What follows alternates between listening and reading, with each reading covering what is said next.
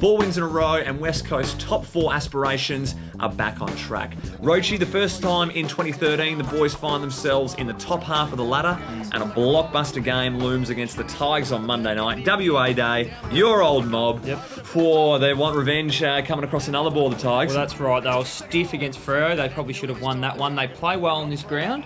They're due a big scalp. They haven't had one this year. That's what the talk's all about. So they need to beat us this week. Well, if last year's round 5 contest is anything to go by, we're in for an absolute cracking contest. Quick kick away to half back. Waters. Oh!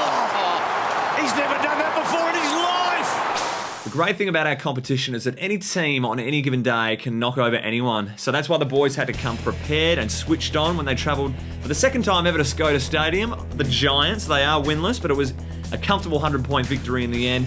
Got to sing the praises of a few midfielders here. Chris Marston's just growing in leaps and bounds, mate. He's 10th in the comp for average disposals. 6 more than last season. He's finding plenty of the pill, and he used it at 71% on the weekend. So there's been knock about his disposal efficiency from the outside. Good that that's at that number. Well, mate, he's been great all year, and he's been great for everyone's dream team, Supercoach, whatever you got. He's been sensational. He also tried to get tagged by the umpires on the weekend. That's how much he was getting. I know, he just kept getting in his way, so he's done well to get out of their way as well. And another good midfielder from the weekend's game was Daniel Kerr, one of our best ever midfielders. 28 disposals, 10 clearances and 5 inside 50s. And look, it's good to see him getting into a bit of nick, but he needed to be in his best when we play some harder teams later in the year and for finals. So good on you, Curry, and mate, he's looking good. I thought his rush behind was one of the most clever ones we've seen this year, you know, where you rush it and then you continue on like you're never meant to do it. Yeah. It was clever. And he's given a little cheeky assassin smile afterwards as well, which is what I like.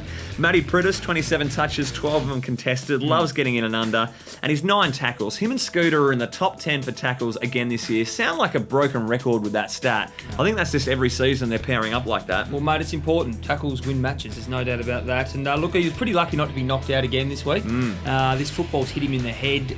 Lucky the footy didn't have much pepper on it, otherwise he might have been, well, concussed again. Yeah, big worry from the camp there. Shuey, 27 touches, 9 clearances, turning into a stock standard game, and another brilliant left foot goal by him.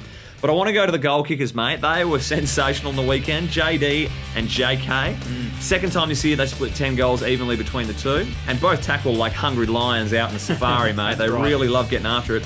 JK getting plenty of criticism for the run-up still, despite overtaking Jack in the Coleman. So a bit of a showdown this week. Who would you hate to play on the most? Well, mate, I'd hate to play on any of them. I mean, they're great players. I mean, whoever I played on them, they're going to kick probably 20 between them. But look, you've got to be a bit careful with the old flip from Darling. Cripper caught one a couple of weeks ago. I mean, you just never know when he's going to do it, so I'd be a bit worried about that one. So you go JK. Yep. Excellent response. Talk about making the most of your opportunities. Mark Hutchings ended up coming into the game for his second ever, mind you. Had 22 disposals, 8 marks, and 5 inside 50s as the sub. Mate, after getting delisted from the Saints, he's certainly grabbing his opportunity with both hands. Got a new lease on life with his footy. Oh, look, I think he likes living back here in Western Australia. He's obviously a Western Australian boy, but I think the Saints will be crying out for him at the moment. Look, he's got his opportunity due to poor old Dalziel going down again. Second time in 2 years at Skoda Stadium he's been injured, he's subbed off. Loves the ground, doesn't he? Mate, I spoke to him during the week, he hates it. But look, it's good to get an opportunity for Hutch because he is a very good player. There were a couple of embarrassing moments over the weekend though, Roshi. A few red faces popping up. Probably starts with young Andrew Gaff. Kicked a ripper goal in his 50th game from the boundary line. Slotted it brilliantly, but ended up getting chaired off by his teammates for his 50th game. Yeah, you don't see that very often, and he's pretty embarrassed about it. I don't think anyone's ever been cheered off for 50. So. I think you can tell with that photo. Doesn't look happy, does he? No, not happy. They've stitched him up there, but good on him. Look, he probably looked about as happy as Brownie when he got moved to the forward line. Brownie was, he's got a new lease on life up there, but geez, he can't kick. And I thought backmen, midfielders, whoever are meant to practice their goal kicking, but obviously Brownie's got to do that, and he's kicked 0 goals, 2 from 4 shots. And mate, even the boundary umpire got a little bit confused and didn't know what was going on. He's just tripped over his own feet here. Yeah, very infectious from the boundary umpire then. I don't know what he was thinking, but he was very embarrassed, tripping over no one.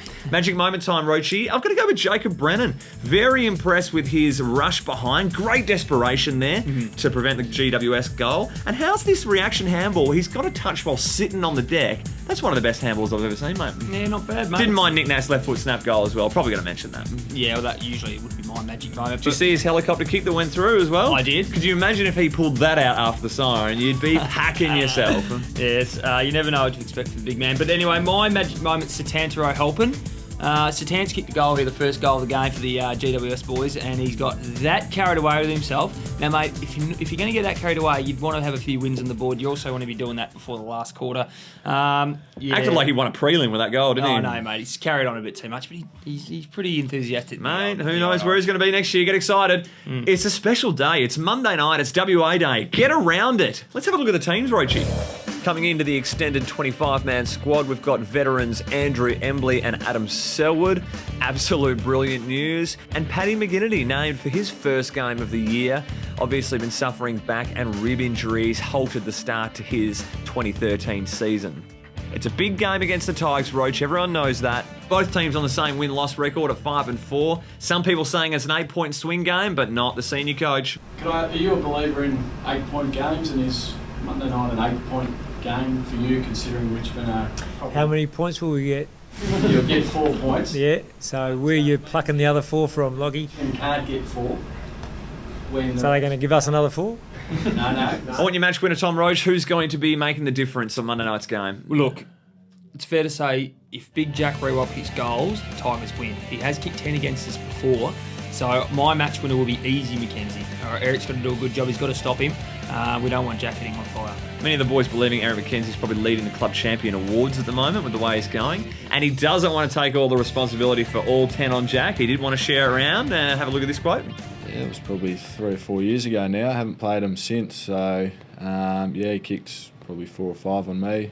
We've touched on him earlier in the show, but I'm going to lock in Daniel Kerr for my match winner. He played 75% of game time on the weekend. That's slowly been building for the last couple of weeks. He doesn't need to be best on ground on Monday night, but he needs to be a factor in this midfield. He can't go missing like he has done in second halves earlier this season. He can do so much damage around the contest, Rochi, with his first hands on ball and just his tenacity. And we don't have a lot of those players, and Richmond are going to spectacular midfield. Daniel Kerr needs to rise to the occasion and do his best for us. Very good, mate. Don't miss Eagle Vision. It's happening Saturday 3 p.m, so a bit of a different time. Yep. They're touching on Glassie's 250th milestone, interview from the skipper, comments from all the teammates, but more importantly, mate, it's the Cambodia film clip song with Morrow and the boys. Oh, Morrow, geez, he's good at that guitar. Loves it. Mate, I heard the boys singing.